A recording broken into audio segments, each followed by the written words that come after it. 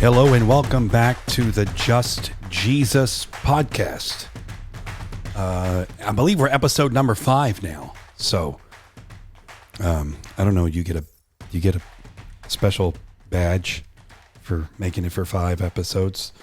Maybe I give you a special badge as the listener for enduring for 5 episodes. But it's good to have you, for those of you that are returning, and if you're new to the Just Jesus podcast, it's good to have you along with us. Thanks for joining us. And real simple, Just Jesus podcast is exactly that. It's just Jesus. And what I mean by that is we're kind of looking at Jesus from all angles, but not necessarily the angles that we're used to. So we're not really necessarily delving deep into the doctrine and theology of Jesus. And we're not looking to necessarily how Jesus ties to a specific church or religious organization. We want to stay away from all that and just keep it simply about Jesus.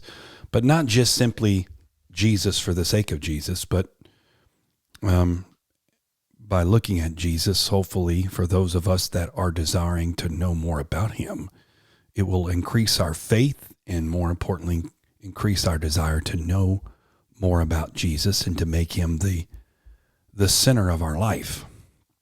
And so by taking sort of a simple and practical approach to this, and also just sort of staying with the subject of just Jesus, hopefully we can cut out a lot of the noise sometimes that surrounds this subject, that sometimes Jesus, in my opinion, gets lost when we kind of get through the layers of a bunch of stuff that we kind of work through to just get to Jesus. So that's exactly what it is. It's just Jesus. So if you're just joining us and you're kind of wondering to know what this is going to be about, this is going to be about that simple title, and that is just Jesus. And we've kind of looked at several angles so far. And, someone asked me the other day, you keep saying we're going to look at Jesus. How much is there to look at? And my kind of I laughed a little bit because I didn't say this, sounded like laughing in a cocky way. It's just kind of funny because when you really start to peel back the layers, you realize it's an inexhaustible subject.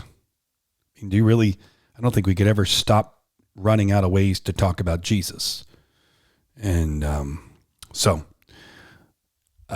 we've got plenty of stuff to get to, and there are some other ways I want to kind of get to this subject as well, as we kind of get along with all of this. But thanks for those of you that have so kindly reached out and given me such positive feedback. I'm glad that you are enjoying the podcast so far, and more importantly, that you're getting things out of it that are directly tied to your life.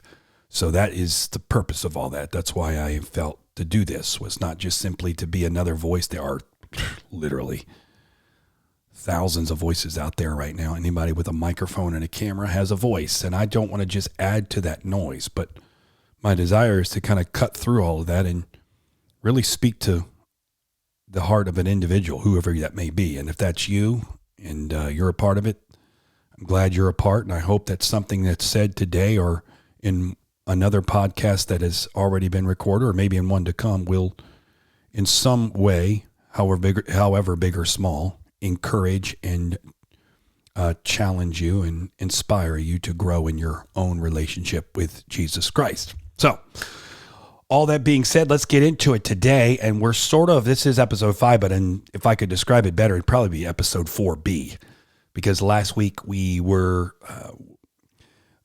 started to look at the story of Jesus and kind of to talk about Jesus. You kind of have to go back to where in some ways it started, and look at the story of Jesus, which a lot of us are familiar with, right? The birth of Jesus, the death of Jesus, the resurrection of Jesus, and all that. We're familiar with sort of the framework of all that. I don't think there may be somebody that doesn't know that story.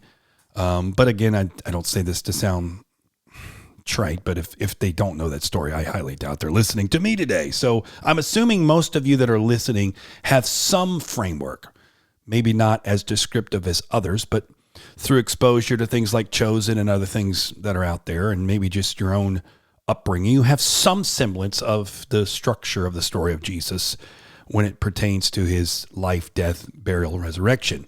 So instead of just going back through and recapping that, because we've all sort of looked at that before, maybe we've heard that story before, I was taking a different approach with this, with that aspect of the study of Jesus. And we may go back later and kind of go into that. I don't know. We'll see.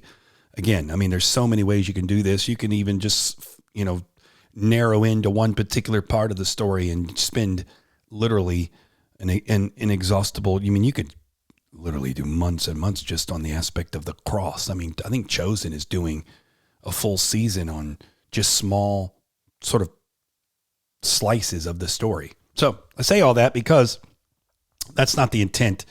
It's just to provide more information.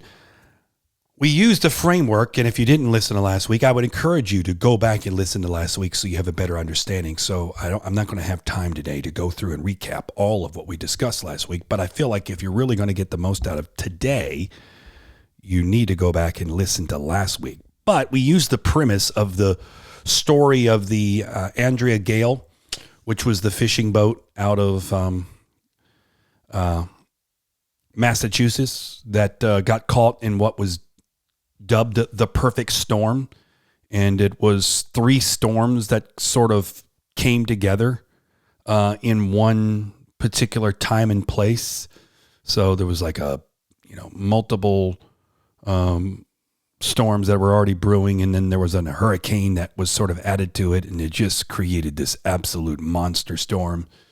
If you're familiar with the story at all, you know that it didn't end well. The Andrea Gale was completely destroyed. Just only little small fragments of the boat were ever found. They made a movie out of it. Again, I said it last week. I don't know. I've seen it one time. I don't remember anything about it. So if you go back and you watch it, it's a terrible movie. I'm not endorsing it. I don't really remember. I think it had George Clooney and it had Mark Wahlberg in it. But I don't remember much about it. So please don't watch it on my account because I'm not endorsing it. I just know about it. I watched it one time. I believe it was somewhere on an airplane somewhere because I don't even remember. I know I didn't watch it at home. I think it was on an airplane somewhere. So I have no idea. So if you watch it, it's a terrible movie and you go, oh my goodness, this was a terrible recommendation. I'm not recommending it. You just got curious and went and watched it on your own accord. However, it's a great framework for the story of how we can look at the story of Jesus in a different light. And that is sort of the storm surrounding Jesus in the first century. And we're looking at this sort of 3-headed storm that just sort of came into this focus, and Jesus was at the center of the storm. And it just think about these 3 massive energy fronts of weather that kind of converged in off the coast of Massachusetts in 1991.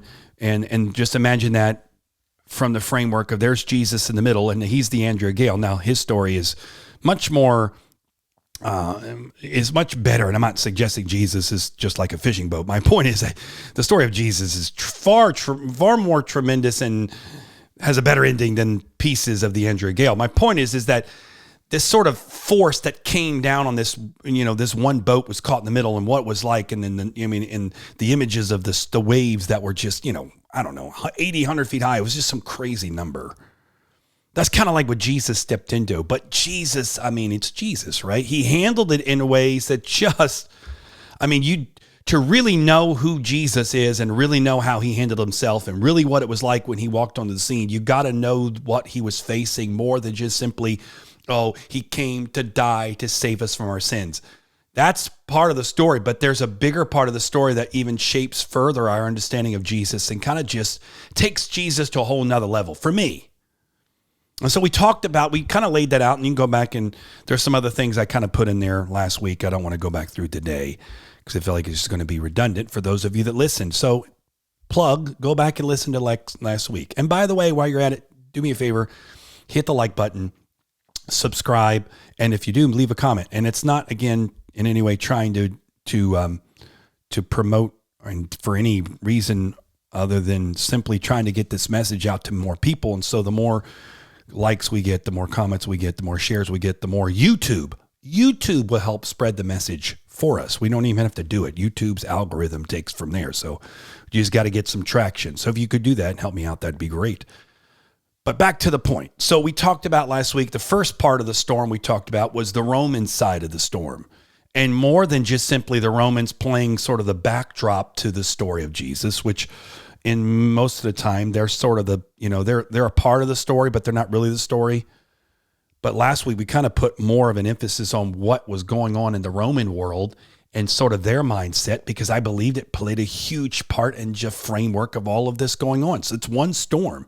And it was more than simply Rome being the conquering nation and, a bunch of Roman soldiers walking around in charge of this area that Jesus was living in. It was greater than that. And we kind of dove in last week into some more of the ideas and mindsets of the Roman world, which I find fascinating for a lot of reasons. And I know based off a lot of the comments I got back from last week, a lot of you found that to be interesting as well.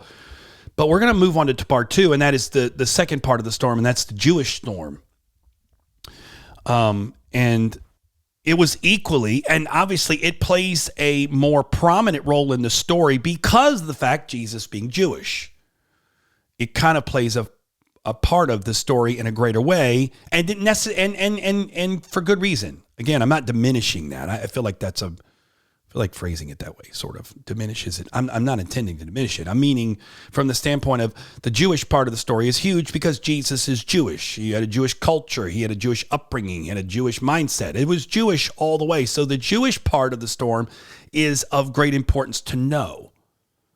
But more of the point is usually when we talk about the Jewish mindset, we usually come from certain angles, one being sort of the clash, and we'll get to this at the end here before we wrap up, the clash that usually takes place, and that is the clash between Jesus and the Jews of that day, specifically the Pharisees, and what they represented. But I want to go deeper in that today and more of the mindset, because I want you to look at more of what the mindset of a first century Jew was. Not necessarily from the Hebraic side, which I know a lot of you that are listening may have a familiarity with, meaning, the idea of Jesus being rabbi and all the things of the law and the Torah and all of the things that pertain to all the rituals and all of the sort of, let's just call it the religious side of Judaism and all of the festivals that sort of play a big factor in the story of Jesus. I don't want to go there. And we may do that later. I'm going to touch on just for a second, but it's more for making a point. I'm not necessarily wanting to go there. I want to get into the mindset. Remember last week when we talked about the Romans, we kind of got into the mindset of a Roman citizen, a Roman soldier, that this guy, is proclaiming to be the son of God. But for a Roman, they already had a son of God. It was Octavian, and then it became Tiberius. And so that was sort of this idea that Jesus was an afterthought because he was the Jewish guy, son of God. He's not really the son of God. We already have a son of God. He's already been declared to be the son of God. So that was sort of the mindset. So I want to get to the mindset of a first century Jew, because again, I feel like that is a massive contributing factor to this storm that sort of Jesus gets right in the middle of. And really to go back, you got to let's just take a big overall picture here. And that is that the Jewish people, they had a belief that their story had a very specific goal in mind and that they were headed towards this goal. And this goal had been outlined in their scriptures, their writings, and they had been from the time that they were a small child, they had been groomed to recite these goals, to know these goals, to understand that there was a purpose in the story. And they really even went further than that because they believed that no matter what happened to them, no matter obstacles they faced, whatever they had to go through, that God would make sure that they reached their destination. And the bigger part about this was, and this is even a greater part of the story, is for a Jew in Jesus's time, they were extremely passionate about this aspect, that this is like they're moving towards something. This is not just an evolving story, but this is a story of great significance, and they're moving towards something. And it was in the mindset of the Jews of Jesus' time. And they were passionate about this because they saw themselves as actors in this ongoing drama. It wasn't a retelling of stories of history to them. They were a part of history being made. They were a part of this ongoing story. And what they did mattered. It wasn't just simply following footsteps for the sake of, well, that's what we've always done. To them, what they did mattered because what they did not only carried the story on and gave credence to those that had come before them, but it also propelled Israel towards its great destiny. And this is a huge point. And in some ways, I try to think about this, and I couldn't really come up with a good analogy of what that would be like today in our world. The best thing I could come up with, and I'm going to let you know, it's a little weak. Okay. Don't judge me, but it's a little weak. But hopefully it helps bring some mindset. And that is that we kind of look at modern Western history, which I'm assuming most people that are listening to this, that's kind of where you come from, a modern Western historical viewpoint. We kind of look at it as we're living out this story of progress. And that's a huge word, right? Progress. Because our history is a story of movements that have moved us towards for a greater understanding of progress and freedom, technological progress, sociological progress, freedom, independence, all these things. So we're moving towards this. And in some ways, despite sort of the tyrannies of the people that have, the things that have happened over the last, couple of centuries, this is still something that is a part of our vernacular. In fact, we say things like, well, now that we're living in the day and time we're living in, or we say things like, now that we live in the 21st century, these are common ways of saying things that these phrases sort of signal this idea of a progression, that we're playing a part in the progression, that we're living out this progression, that we're not simply reading about it, but we're a part about it, and we're a part of this. Again, kind of like I said earlier, we're actors in this as well. We're helping move things along. Now, I know that's a terribly weak. It is such a weak. In fact, I read this quote years ago, and I remembered it, and I went and looked it up to find it to make sure I was correct. When Prince William and Kate Middleton got married, there was this one grumpy letter writer that wrote the London Times, and their phrase in describing this event was, "It turned back the clock 100 years." And what's interesting is that the person writing that, by making the statement, the fact that this event of, Prince William and Kate Middleton becoming, the future king and queen, to them, it turned back the clock 100 years because it was so widely celebrated. It was such a huge event, very well celebrated, very well received, that to make that statement, it turned back the clock 100 years, was presuming in that reference to the person writing that letter that there was a clock. And this clock was moving towards sort of a republic, and getting away from this monarchical identity that England had dealt with. And so anytime that the future king and queen was celebrated to that degree, it was removal of progress. And they saw themselves as an actor, a part of that. Now, again, this is all weak. I get it. And you're kind of like, well, that's not a very strong statement. You're right, because there is literally nothing I could come up with, and maybe you could. God bless you. But I can't think of anything that would be as strong in feeling and emotion and strength and ingrained ideology like the Jewish story would have been to a first century Jew that we can even relate to today.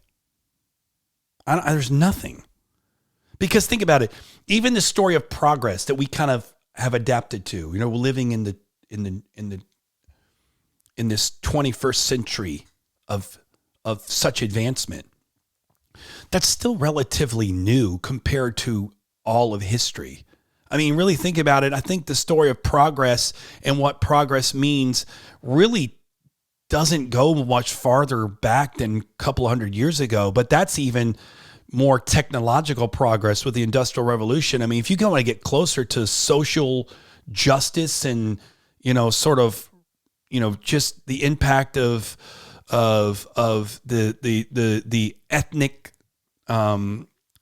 minorities in America and their fight for progress and change. I mean, that's still relatively new.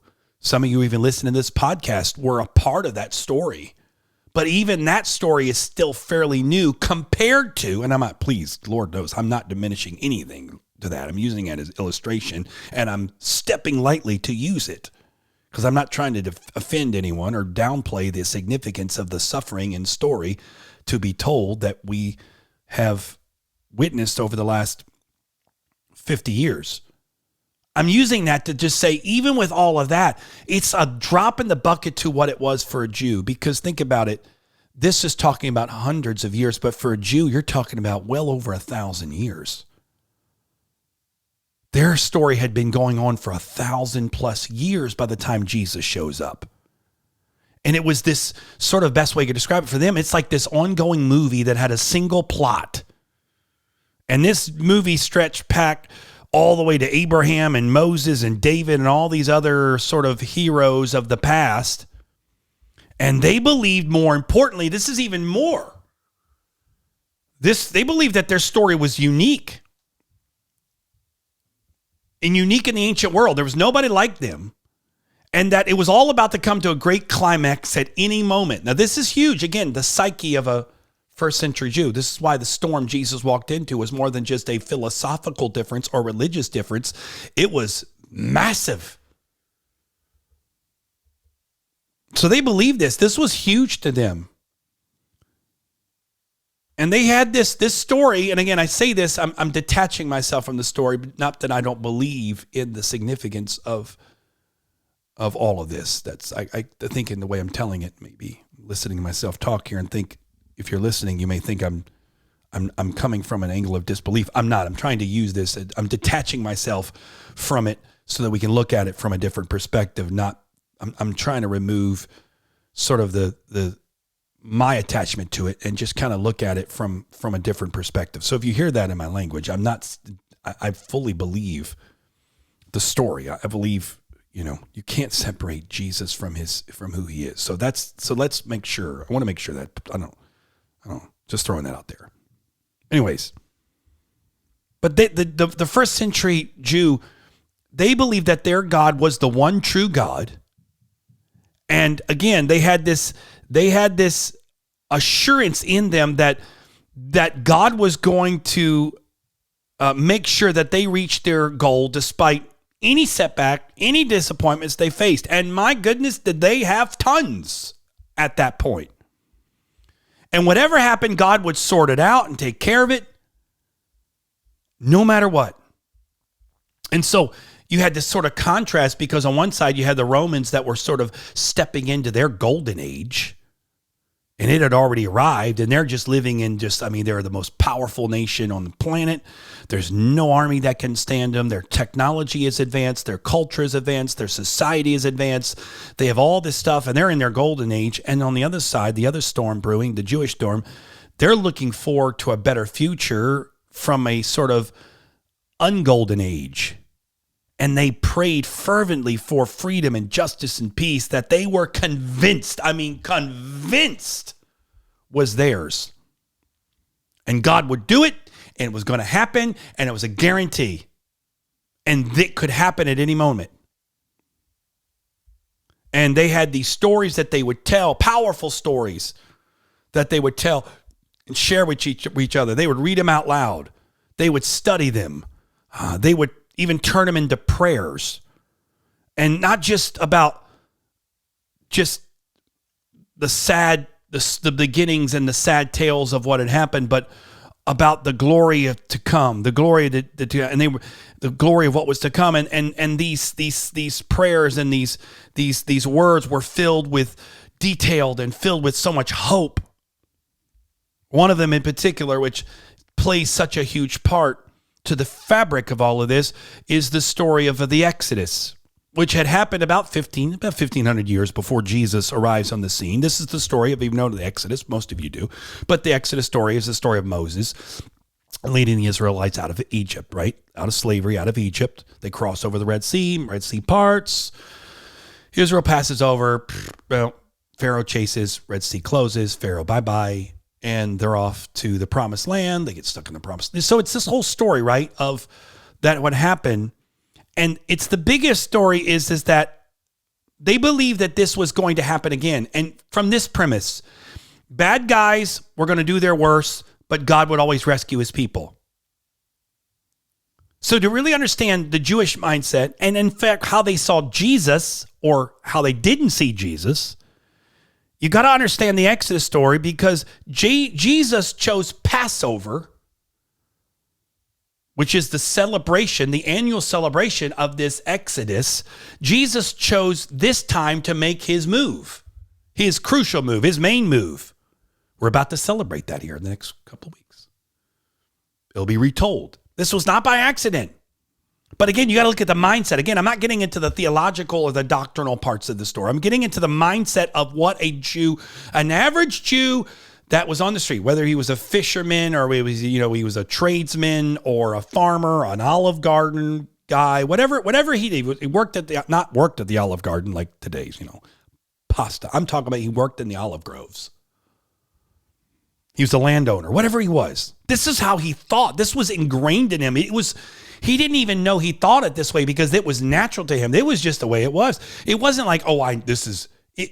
It was just, this is it. You couldn't even tell him it was the way he thought, because to him, he didn't even know there was another way of thinking. It was that ingrained. And I think there's some really awesome things we can look at the story of Exodus, the Exodus story, and really there's so much amazing parallels between the Exodus story and Jesus. It's awesome. We should look at it one day. It's for another future. But really, the Exodus, and if we go back further to the divine call that was the divine call of God put on the Jewish people from the original patriarchs, and I mean Abraham, Isaac, Jacob, starting with that. And even to a degree, going even further back to the story of creation itself, to the Jewish mindset, God always brought beautiful order and life out of chaos. So the God that brought order out of chaos, who brought his enslaved people out of Egypt, it's sort of repeated over and over again, right? So there's this expectation, anticipation that is building. You have creation and covenant. God that made the world, God called Israel to be his people. God would remake his world, rescue his people of Israel. And every time they told the story, the belief grew in a greater way. Every time they told this story, it would ingrained to the point where, you can even say it was altering their DNA. It was more than just a wish. It was a guarantee to them.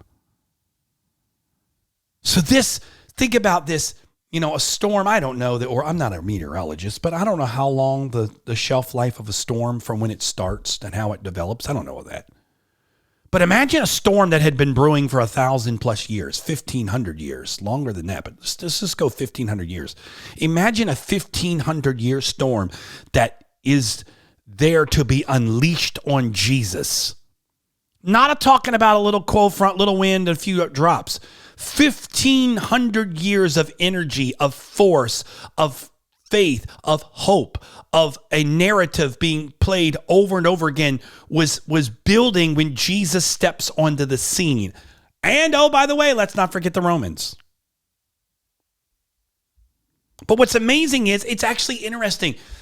I remember reading this story, and I went back to find it, and I found pieces of it. I don't remember. I think it's accurate from when I read it. So I hope it's still accurate. You might find it to be different. But at one point, I read an eyewitness account from like 25 years ago of a trip that this guy had made to Jerusalem, and he went into this ultra-Orthodox area of Jerusalem. It was this Jewish quarter called the Masharim. And it's very super ultra Orthodox, like to the fullest extent. And so when you go there and you kind of take in the sights and sounds of this Jewish quarter of Jerusalem, you see all these posters. And there's some posters there that, for example, and I've seen these in other countries, Muslim countries, and sort of similar, but they had these posters where, they warned people to dress modestly, make sure that no one had any bare flesh there. And it was a bunch. But there was this other posters. This is what caught my eye when I read the story years ago, and I remembered it, and I thought it fit well here. There's some other posters that really had a more darker but more powerful meaning to the eye. And because the residents of the Masharim quarter, the ultra-Orthodox Jewish quarter of Jerusalem, most of them had escaped from Eastern Europe around the time of the Holocaust. So not to go into all the history, but you kind of know by just that sentence what their mindset would have been like. So the horror of all that period had really shaped their thoughts, their imaginations. And so they observed the ancestral law because of what Hitler did. And they believed God was going to do a new thing because of what Hitler did. And they prayed and waited for the Messiah because of what Hitler did. I'm not talking about something that happened 2,000 years ago. This was just in the last 30, 40 years. And so these posters, it was really fascinating to me because I'm a World War II guy. I love World War II. I study it. I've studied it probably outside of the Bible. There's no other subject I've studied at such an exhausting amount as World War II. And I thought this was fascinating. These posters that they had put up said this: Hitler and the Messiah. Hitler and the Messiah. Because it meant the great wicked ruler and the coming deliverer. And this imagery of Hitler and the Messiah was this narrative that had already played out over 1,000 years. And this was still stuck in this small corner of Jerusalem. But for these people in this Jewish quarter, the Masharim, this was everything to them. It was so ingrained in them. And so take that, multiply it by 1 billion. Can imagine the mindset of a first century Jew from that standpoint. This idea of the evil empire and the deliverer. And we got these roots in the story of Moses and sprinkled throughout the story. And every time they were told and retold, and every year they're celebrated at the Passover, they gained more and more power as people remembered sort of the story and then what God did and Israel's sort of monarchy and then the disaster that happens. And this idea that the coming king that would bring about, sort of justice and peace and prosperity to the world. This was so important to them. That's why we started all this. The very first podcast we started with the idea that Jesus on the donkey. They're all cheering and he's crying. If you don't know that, go back and listen to that. But this plays into that, right? The whole thing. So they have this temple of Solomon that's being sort of defended and restored and beautified. And this process was still ongoing when Jesus showed up on the scene because Herod had been a part of that restoration. But the person that was coming, this coming king, this coming Messiah, was going to defeat the Romans, going to defeat the surrounding nations, and was going to finally rebuild fully the glory of God's temple. All this, that's why they said to Jesus at one point, hey, you're just messing all this up. He's messing with our temple and our nation. Because they weren't just messing with their moment. He was messing with 1,500 plus years of a history, of culture, of national identity. Whew. All of a sudden, man, Jesus, that just kind of puts what Jesus was up against. And not only that, but you have sort of this idea that the Babylonians had come in and captured Jerusalem about 600 years before Jesus showed up. And this affected the Israelites huge. I mean, this was massive on their psyche. This was super devastating to them because it decimated the royal family. And more importantly, the temple was destroyed. And most of the population was carried off into exile. And so they were reminded of their slavery. They wept bitterly for Jerusalem. And so the Jewish people were sort of at that time, they were living at the fault line of history, and they were fighting to not get swallowed up in the earthquake, so to speak. And don't forget, by the time this is all happening, the story of the Jewish people had gotten extremely intense by the time Jesus, this is the moment Jesus is showing up, because even though they had rebuilt most of the temple and returned from Babylon, they still felt like they hadn't received that new Exodus. They kind of haven't been fully restored. So they were still in this. This was intensified even greater because of these sort of somewhat, in their mind, recent events, even though it was hundreds of years, but it was still to them as fresh because they had not been restored to their pre-Babylonian glory. But they believed, just like the story, that when the last people had done its worst, God's going to come through, and they were just waiting. So anytime someone stood up, it was the fact that anybody, who's that guy going to be? Who is going to be the person that restored? We had Moses before. Who's going to be that next deliverer? So when Jesus showed up the scene, he actually wasn't the first one that they had kind of looked to possibly be the one. The bad part about Jesus was he did things like, they were waiting for the sword and the army, and Jesus is like, by the way, if a Roman soldier asks you to carry his pack 1 mile, carry it for 2. Yeah. What a discredit. I mean, think about that. What a slap in the face to these people who were expecting Jesus to say, okay, hey, listen, all right, we're going to start going out in the wilderness, and we're going to start training in guerrilla style warfare. We're going to learn how to make weapons. We're going to learn how to make tactics. We're going to defeat these guys. Now, that's the kind of God I can get behind. I like this guy. This is what we're expecting. And then they show up to hear this Jesus fella, and he goes, oh, by the way, if a Roman asks you to carry a pack for 1 mile, carry it for 2. What? What a joke. No. This guy's crazy. Give me a sword. Give me a shield. Teach me how to kill these guys. Don't forget, at the end, that's what the whole point of it, the story of Jesus, the climatic part of the story of Jesus. If you go read it and you don't know it, there's at the end of the story, right before the crucifixion, they get a chance to get a choice between Jesus and this other guy named Barabbas. And Barabbas was interesting because his name is Bar. Some actually, there's other translation actually use the term Jesus in reference to his name, Barabbas. Bar meaning son, Abba meaning father. So his actual name was Son of the Father.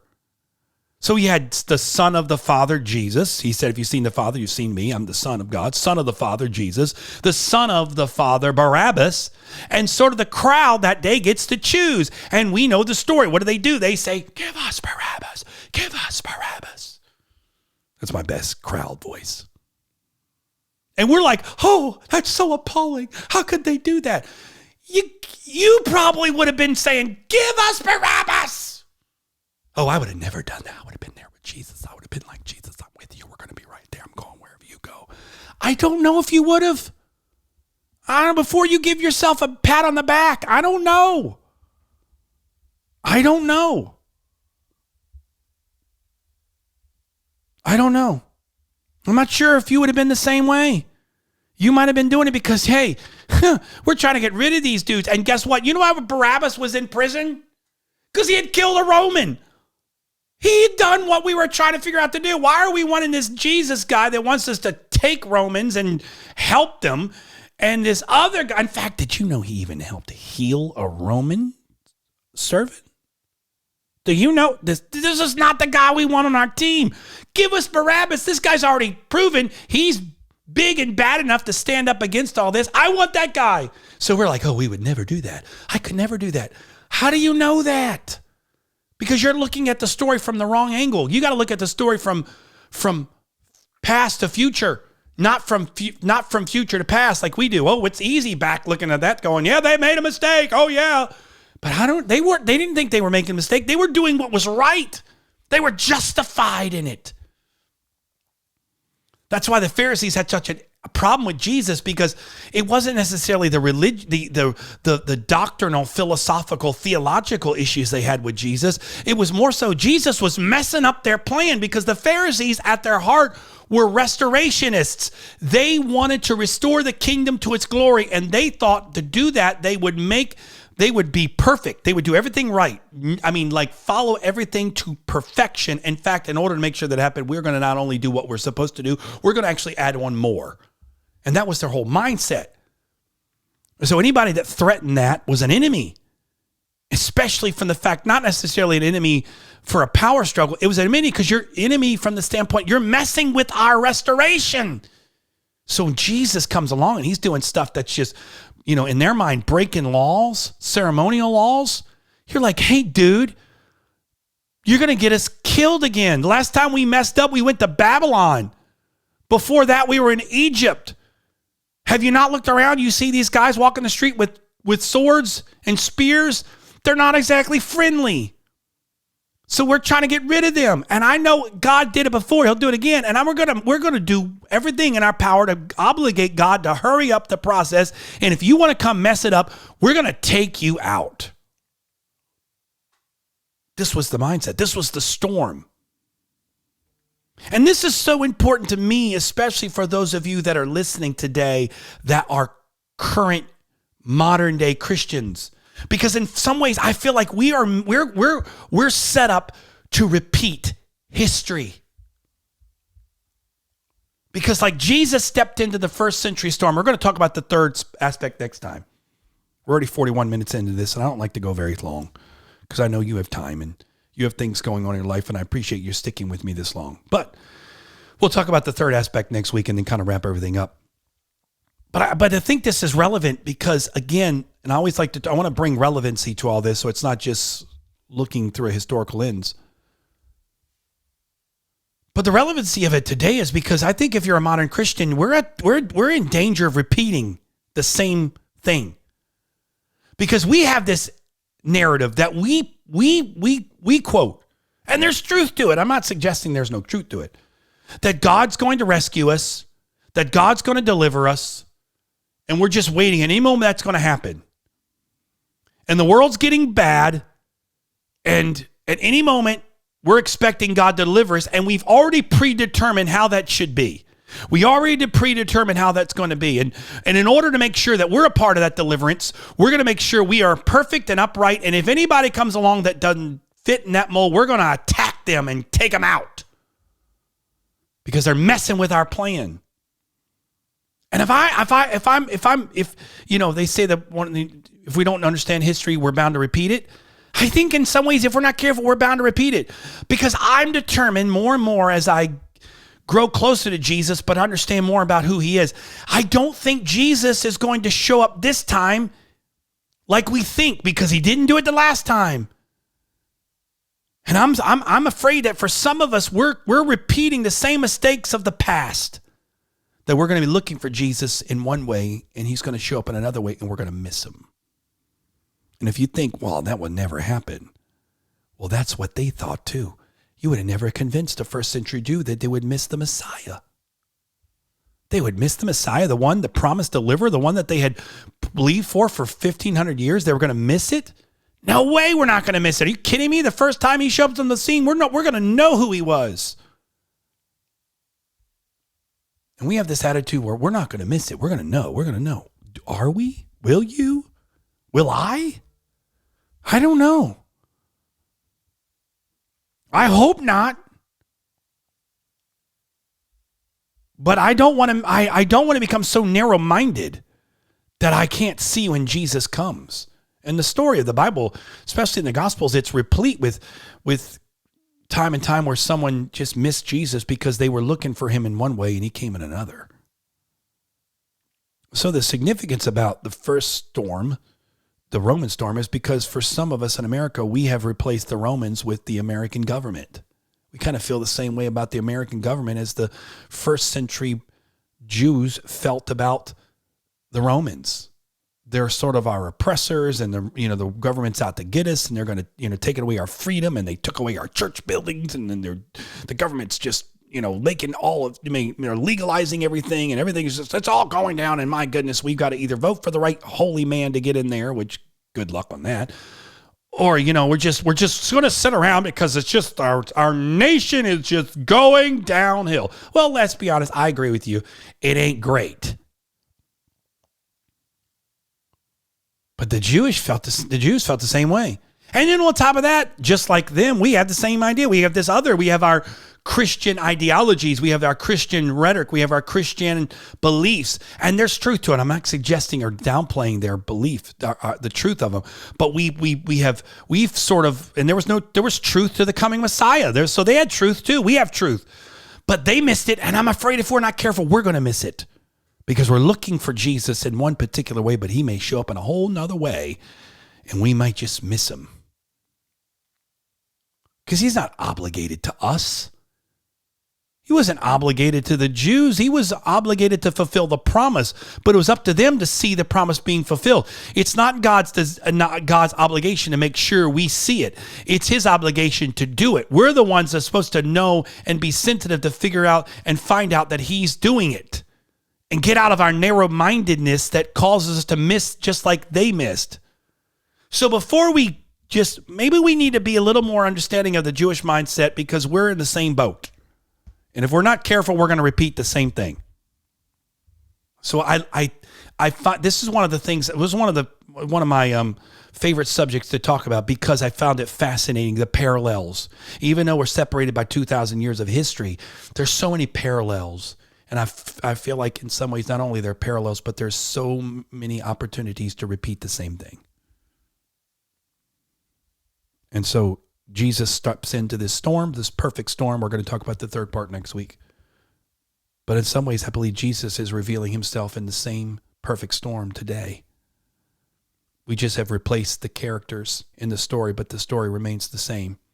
The Rome has become America or whatever, world government, ideology, whatever we want to put on it. I say America because I'm American. I assume most of you are listening Americans, but if you're listening from another country, you probably just replaced the Roman Empire with your own country, your own government. So we've done that. Check that box. On the other side, we have this. The Jews had 1,500 years. We've got 2,000 years at this point. They had more than that, but just 1,500 years since the Exodus. We've got 2,000 years since the cross of Calvary. Just building up in us of this anticipation of Jesus being, rescuing us. Because think about it, what we say. Well, the Lord is coming in any minute. Look how bad it is out there. The Lord's coming in any minute. It's coming in any minute. And he could come in any minute. I get that. But on the other side, they believe Jesus could show up at any time. The Messiah could show up any time. And when he did, they missed it. They missed it because he came on a donkey. He didn't come on a stallion with chariots and swordsmen and spearmen. He came with a donkey and some ragtag group of fishermen and rejects. So in this situation, we are going to miss it because instead of him coming in his religious robes of righteousness, he might come with a donkey with some rejects. Ooh, watch it. Be careful. I'm not going to go down this is a Just Jesus podcast. I could go down that road, but I'm not. So, hopefully you're starting to see the picture here. The study of Jesus, the story of Jesus, just Jesus. It matters, man. It matters. It matters today. It matters to you and me because I don't want to miss Jesus. I want to know him. I want to have a relationship with him, but I don't want to become so narrow-minded that I miss out because he may show up in a different way. I don't want to be looking for the stallion and the swordsman that I miss the donkey and the fishermen and the rejects. I don't want to be hanging out so much with the perfect that I miss out Jesus forgiving the prostitute. So that's why this story needs to be told. That's why we need to talk about it. It's all we need is share it with one another because it matters. Because if we're not careful, we're going to repeat history, folks. I'm telling you, we're going to repeat it. And I don't want that to happen. I don't want to happen to me. Hopefully not for you either. So, Just Jesus podcast, episode number 5. Boy, I enjoyed this.